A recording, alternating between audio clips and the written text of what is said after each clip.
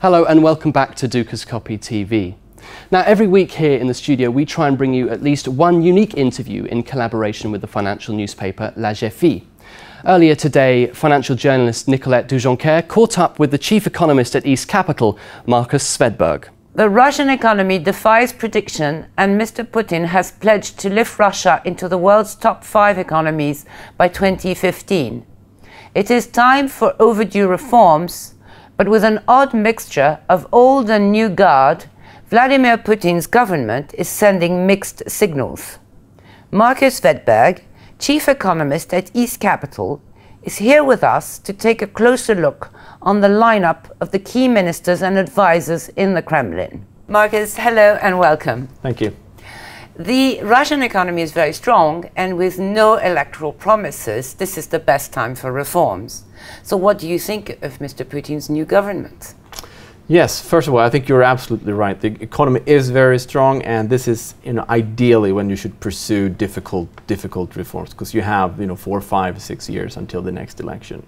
And the curious thing about the new government, or the lineup of ministers and advisors, is that you can draw any conclusion, basically. No reforms, lots of reforms, or some selective reforms. Because on the one hand, you have 18 new ministers, young, quite liberal, and most of them around Prime Minister Medvedev.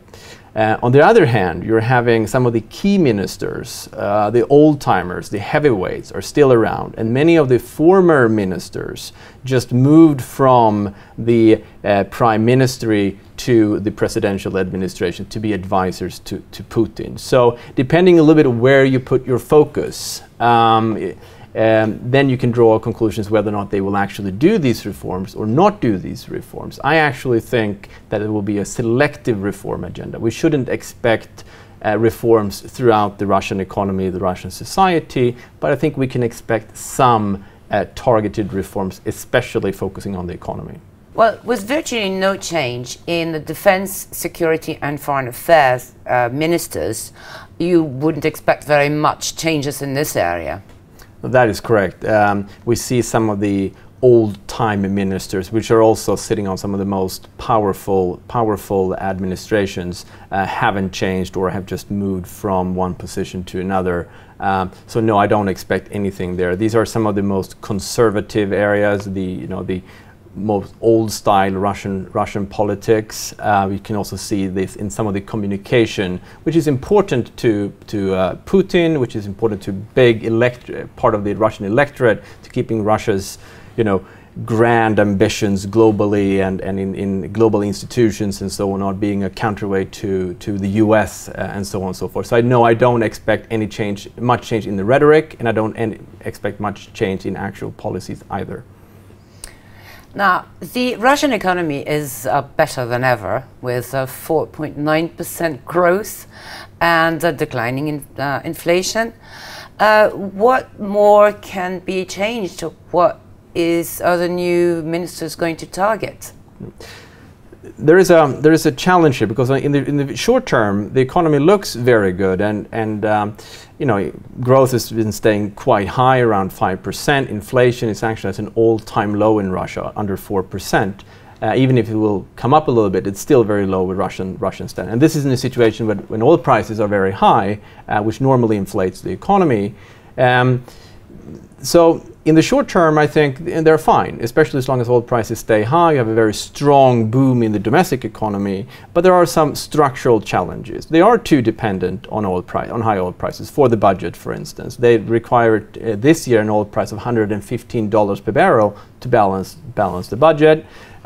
They need to get more industries on stream. They need to export other things. They need to reduce the inefficiencies in the economy. And it's just another word for corruption, red tape, and so on and so forth. The fact that they will join the WTO this summer is a big step in the right direction. But there are many of these structural changes. And I think the most important ones that will be targeted by the government, which we can also see from looking at the new ministers and advisors in the economy field, is privatization, reducing the bureaucracy in the economy, and Putin has even tied himself to some concrete measures like cost of doing business, that he wants Russia to be at a certain place at a certain year, which is, makes him also personally, in a way, accountable to see these changes through. So I do think we will see a better business climate, a better investment climate in Russia in the next couple of years, and hopefully also less corruption.